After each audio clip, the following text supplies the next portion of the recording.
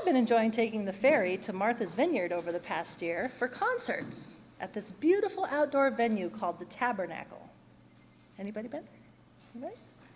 All right. It's surrounded by the cutest community of small, colorful homes. And I learned recently that the site was formerly a revival center in the early 1800s.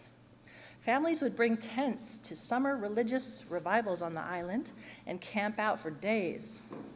Over time, they would place their tents on platforms, and over more time, those platforms became structures, and eventually the colorful cottages and gardens that you can visit there today. Services would start at 5:30 a.m. and go all day, and everyone would be expected to show up and be ready to head to the camp center. Throughout religious history, revivals have marked periods of resurgence in people's commitment to their faith traditions.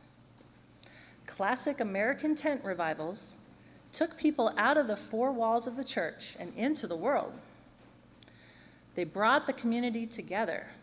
Politicians would show up, famous people would show up, everyone would come. There was such an energy that these preachers had, and all those people gathering, and they're with their friends, and they made friends, and it was just a real period of excitement. And it served as a galvanizing force for the future, often during times of great change or anxiety.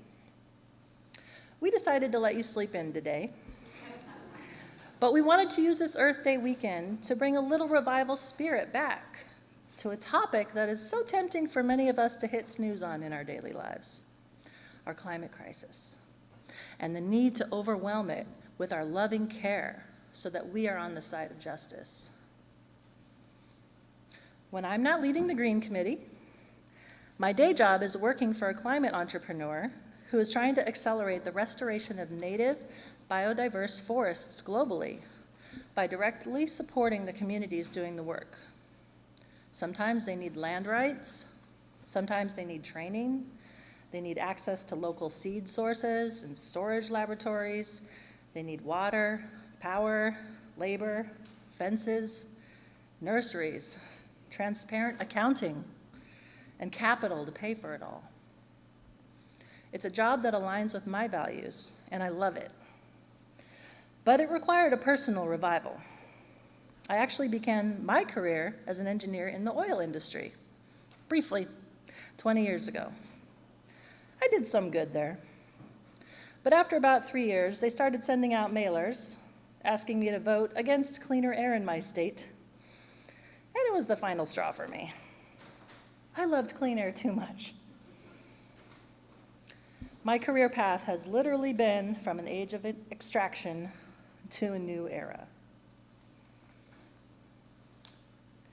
Today, we again find ourselves living in a time of great change and anxiety. So let us keep our faith. Allow the spirit of revival to touch our hearts again and reimagine a new era together.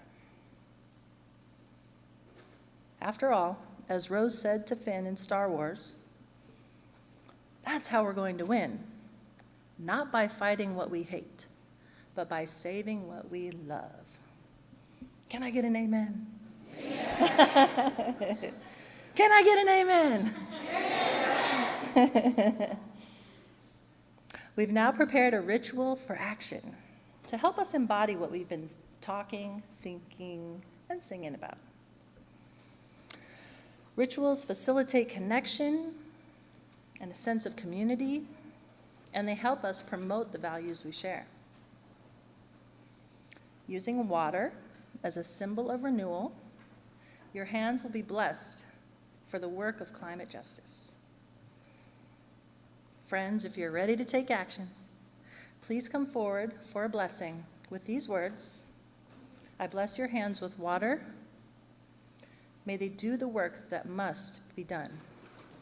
Care for those who need the touch of kindness and create flourishing everywhere.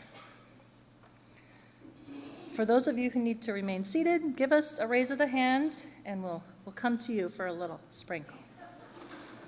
All right, if the ushers could direct everyone to the middle aisle and then to whichever of the 3 stations is open. Thank you.